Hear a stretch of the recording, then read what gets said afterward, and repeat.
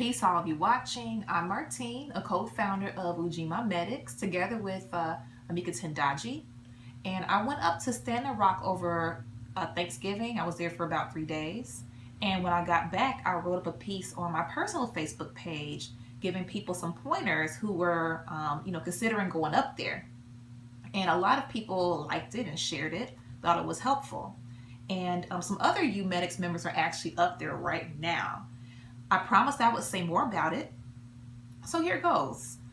So first, I just want to give thanks for the resistance of the water protectors and for their courage, their unity, and their faith that led to the victory that was announced today. You might be seeing this on Monday. So it was announced Sunday that the Army will not grant access for the pipeline to continue their construction.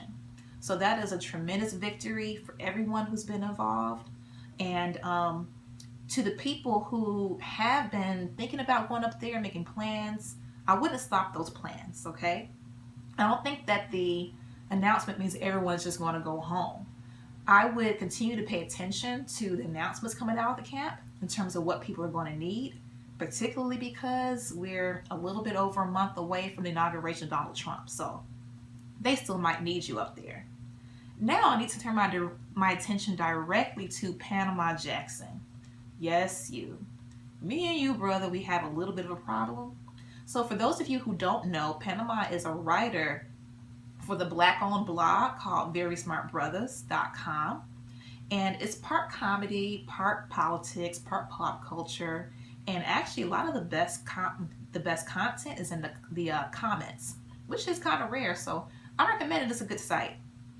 Now, I'm talking to Panama because of something he wrote back in October of this year. And it's an example of the kind of thinking that has a lot of Black people not getting why I would do something like become a water protector in North Dakota in solidarity with the Standing Rock Nation, okay? Or the Lakota Nation in Standing Rock. So Panama wrote an article called, "If Most Deaths Black on Both Sides Came Out Today, It Might Be Considered the Blackest Album of All Time." Now, I'm not saying that I agree or disagree with that, okay? Now, he's talking specifically in the article about New World Water. It's a track on that album that came out in 1999, where Mos Def is breaking down what global politics has to do with the water that's in the glass in front of you. It breaks down what effect climate change could have on the average person. And one of my favorite lines in this song goes, "The sun is sitting in the treetops burning the woods.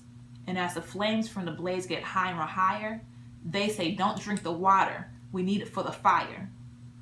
Which reminds me of how the state of California is using cheap prison labor on the front lines against the forest fires because their lives are expendable, right? But I digress. That might be a little too hotep for Panama. Speaking of him, this is his take on the song. "New World Water is a dud to me, but hoteps and conspiracy theorists alike are probably still listening to it and saying, see, at alarming rates to everybody and nobody in particular." Yeah, those hoteps over the U.S. Department of Defense published a congressional brief in 2015 calling attention to how, and I quote, "conflicts over basic resources such as food and water as a result of climate change are an increasing threat to national security." I don't think that the song is what kicked that off. Really don't. And so this kind of ignorance that you saw on that website from someone who should really know better is part of the reason why I wanted to do this video.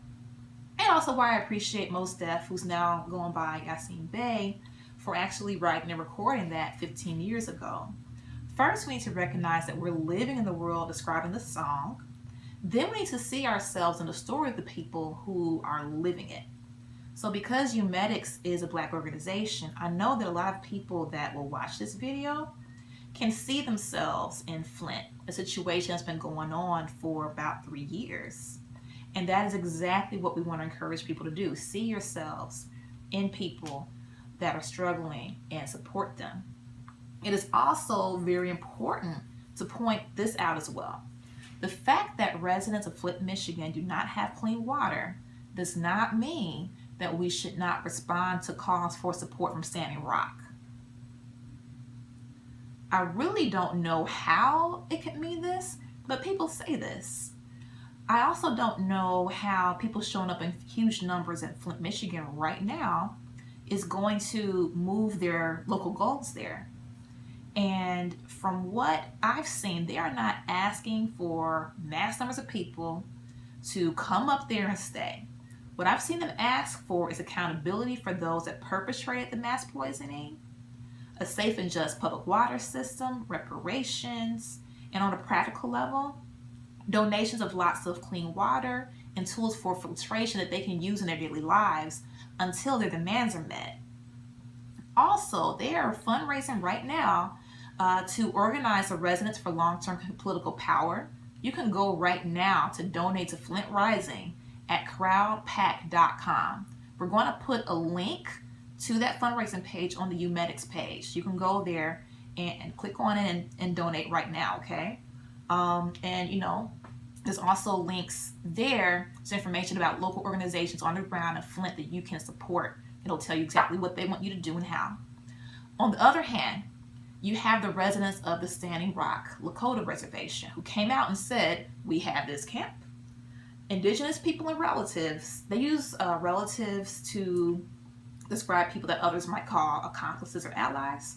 So relatives, come help. We need bodies and skills here on the ground.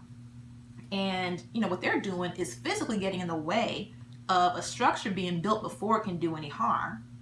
And in the process, they're not just going up against the company, not just the Morton County Police and politicians, not just the state of North Dakota, but they're saying that these people and institutions that are trying to control their lives and the future of their children actually have no legitimacy and no authority to do so. It is very important to know how this gathering of indigenous nations is happening right now. It's very historically significant. The biggest camp there is called Osheti Shakowing, okay? Hope I pronounced that right, which means 7 council fires. The original Sioux were made of 7 councils, and this is going to be the first time in 150 years that all 7 councils have come together in the same place, meaning they haven't come together since the U.S. Army split them up. So they're taking back their power, their land, and their sovereignty through a reoccupation. They're reminding everyone, without even having to say it, that all this land, including the land that Flint sits on, is stolen. Add on to that the representatives of at least 230 different indigenous nations from across this land called the United States, and you have something going on that's very threatening, okay? For all the reasons that I just stated, the violence of the state is coming down on Standing Rock in a more direct way than what we're seeing in Flint. It's like the difference between being starved to death and being stabbed right in the chest. So what if people in Flint figured out before April 2014 what the effect was going to be of the switch to that new water system that ended up poisoning them? What if back then they decided that they were going to put their bodies on the line now so that the bodies of their children would not be on the line later? Of course, there was no way that they could have known what the effect was going to be before the effects were actually obvious. This is all hypothetical, right? But what if they had acted on it using methods closer to what people are doing at Standing Rock? Then I think we can make a better comparison about how people are showing up in each place. And I really don't think Flint wants Burning Man hippies anyway. Now, if you're the kind of person who thinks that black people should only support other black people and what do the Indians ever do for us, etc., etc. First of all, it's just not tactically sound to never collaborate with other groups, especially when something as important as everybody's water is at risk. Also, that's just a morally, ethically, and spiritually deficient way to think about this, especially if you claim to be a person who's pro-freedom. On top of that, we need to look at the historical evidence from the past 500 years because there's examples of Black and Indigenous solidarity. Actually, my girl Keidra, who is up in North Dakota at the same time that I was, is writing a piece that's going to be outlining a lot of that. So when she's finished with that, I'll share it. So look, it's fine if you don't want to go, perfectly fine. But as far as telling other people what to do, I'm going to close with this. The Missouri River that they're fighting for in Standing Rock is the longest river in the country, longer than the Mississippi, and it flows right into the St. Louis area. A place that anybody who has ever said or believed the words Black Lives Matter should be concerned about. Thank you for listening.